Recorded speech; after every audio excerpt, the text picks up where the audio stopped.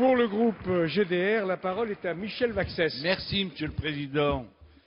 Monsieur le Ministre, le projet de loi que vous soumettez aujourd'hui à notre approbation intervient dans un contexte particulier où notre pays est dans une situation d'exception au regard de ce que sont devenus les standards constitutionnels et européens.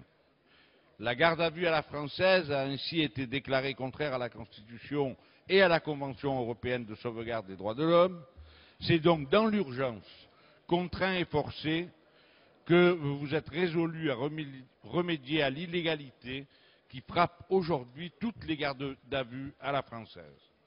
Au lieu donc de saisir cette occasion pour introduire des avancées décisives et pérennes, vous avez opté pour une réforme minimaliste. Des avancées indubitables, certes, mais surtout inéluctables ont été actées s'agissant de la présence de l'avocat.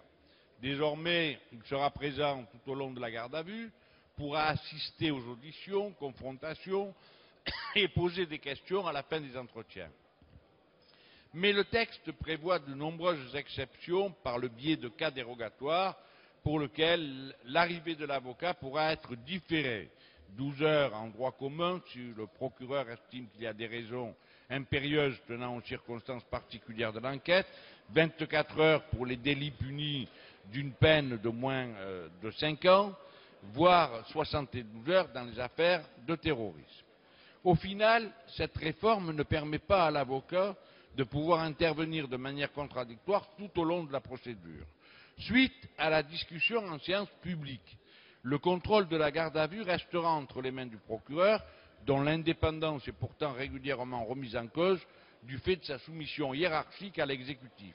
Il s'agit là pour nous d'un retour en arrière peu acceptable. D'autres modifications ont été adoptées, telles que l'obligation de notifier le droit au silence, que chaque personne gardée à vue peut exercer face à un policier ou un gendarme.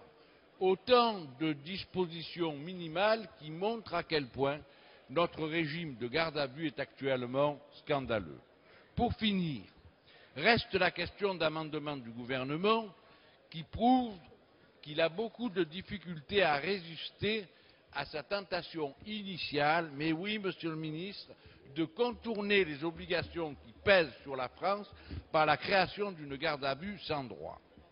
Originellement nommée audition libre, elle a été sortie par la porte de la Commission pour, semble-t-il, revenir par la fenêtre gouvernementale dans l'article 11 bis après l'amendement du gouvernement. Il y a en effet prévu qu'un placement à garde à vue n'est pas obligatoire, notamment lors d'enquêtes de flagrance.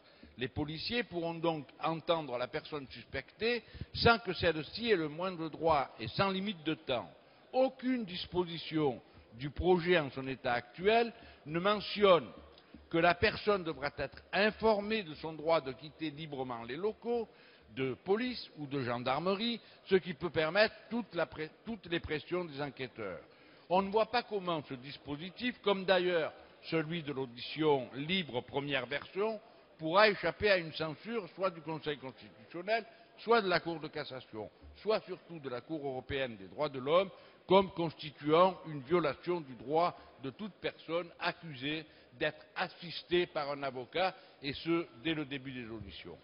Par cet amendement, et le syndicat des avocats de France partage notre analyse, vous avez réintroduit, mais oui, Monsieur le Ministre, vous avez réintroduit une procédure d'audition libre qui ne respecte pas les droits de la défense, la main sur le cœur, et vous nous le répétez encore, vous nous avez certifié le contraire, vous n'avez pas réussi à nous convaincre. Alors, nous aurions pu nous abstenir, comme vont le faire nos collègues écologistes du groupe GDR.